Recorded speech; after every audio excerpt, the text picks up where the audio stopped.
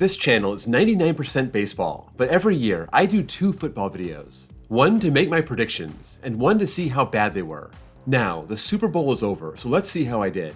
I did have one really good division, the NFC West. I wasn't more than 1 game off for any team. I got the Niners exactly right at 12-5 and the number 1 seed in the conference. I also had the Rams going to the playoffs. That was very controversial at the time, and it looked bad for them for a while. But they actually outperformed my prediction, winning 10 games. I figured Seattle would be in the mix with 8 wins and just miss the playoffs. They did just that, but only with 9 wins. And the Cardinals were awful as expected. I just gave them 1 extra win. The NFC South wasn't too bad either. I knew it would be a 3-team race in a very mediocre division, but the Falcons disappointed me as usual. They went 7-10, not 10-7. I actually nailed both the Bucs and Saints. They both finished 9-8, the Bucs getting first place. I didn't expect Bryce Young and the Panthers to be that bad. I had no idea they were only going to win 2 games. I gave them 5. In the North, I believed in the Lions and they paid off. I gave them 11 and they were even better, winning 12. The Vikings proved why it was so hard to predict the NFL. You don't expect their franchise quarterback to go down and blow up their season. Like the Falcons, I had them in the playoffs at 10-7. They went 7-10. I believe the Bears would be more competitive this year, and they were very close. I had them almost at 500 with 8 wins. They won 7. I totally whiffed on the Packers. I thought they were going to have a terrible season, and they did have a terrible start. But not only were they not the worst team in the NFC at 4 wins, they made the playoffs with 9. Finally, the East, and I thought the Eagles were going to storm back after losing the Super Bowl. They did at first, but the last 6 games were awful. I was only off by 1 game, 11 instead of 12, but that skid cost them the East. I had the Giants going back to the playoffs. They were so impressive last year with Brian Dable and Daniel Jones, but they were a train wreck this year. That 10-win season turned into 6. One of my worst picks was saying the Cowboys would miss the playoffs and barely be over 500. It came down to the Rams or the Cowboys making the playoffs, and I chose the Rams. I should have chosen both and kicked out the Giants. The Cowboys won 3 more games than I gave them and won the East. We'll end the NFC on a good note. I had the Commanders at 4-13, and that's how they finished. I don't have a lot to be proud about in the AFC, so let's start with the West. The Chiefs had a very rocky season. They didn't win 13 like I thought, but it turns out 11 was enough. The Chargers were a mess before and after Justin Herbert got hurt, so I can't use that as an excuse. Of all the teams in the NFL, I was the most off on the Chargers. 5 wins instead of 11, a 6-game difference. I did nail the Broncos at 8-9, and the Raiders won 8 instead of the 6 I gave them, even after firing their coach and making Aiden O'Connell their starting quarterback. The AFC North was awful. I was so high on the Bengals. They had a bad start. They started getting back on the right track, and then they lost Joe Burrow. They still won 9, but that got them last place, not first, and 5 games off the mark. I took a chance on the Steelers making the playoffs, and it was dicey, but they got the job done, winning 1 more game than I had them with. If the Cowboys weren't my worst pick, it was the Ravens. I usually pick them to be good, and it always seems like Lamar Jackson gets hurt and ruins the season.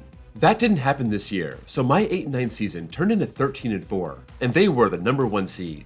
I didn't trust the Browns, and even with their revolving door of quarterbacks, their defense and Joe Flacco got them to the playoffs, 11 wins instead of the 6 I gave them. In the South, the whole season, it seemed like Jacksonville was going to defend their crown. I had them with 10 wins and blowing away the field, but they had a terrible finish, winning 9, and they missed the playoffs. I also had Tennessee just about right. They won 6 instead of the 7 I gave them. Then, I had the Texans and the Colts blow away my expectations. CJ Stroud proved himself to be spectacular. D'Amico Ryans impressed everyone in his first year as head coach, and they doubled my prediction to 5 and won this division. The Colts were also very good, even without Anthony Richardson. Gardner Minshew getting the job done as he always does, and they won 9 games, not 4. The AFC East was a mess from the moment Aaron Rodgers tore his Achilles. I believed in this roster aside from quarterback, and even after the season, it seems like if they had Rodgers, it would have gone well.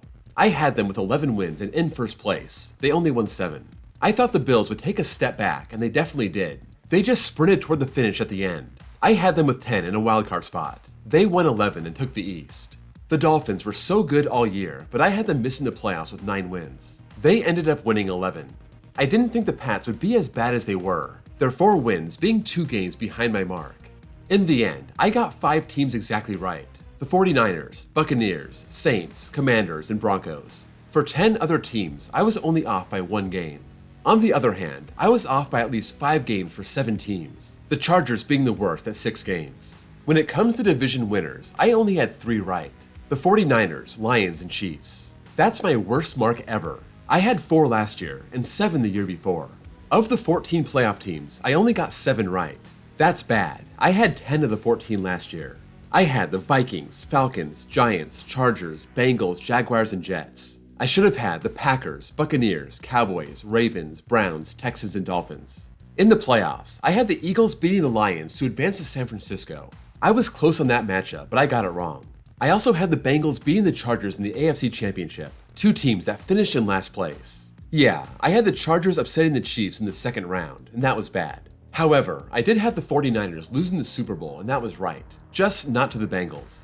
Now for the awards. I had Joe Burrow winning MVP. This just wasn't his year, from start to when injuries finished it. Lamar Jackson stayed healthy this year, and he ran away with it. For Offensive Rookie of the Year, I had Bijan Robinson. I was confident in this pick, and he was okay, but he ended up 5th. CJ Stroud was awesome and got all but 2 first-place votes. For Defensive Rookie of the Year, I had Devon Witherspoon. He had a pick 6, 3 sacks, but that was good for 4th place. Will Anderson, no surprise, won it for Houston.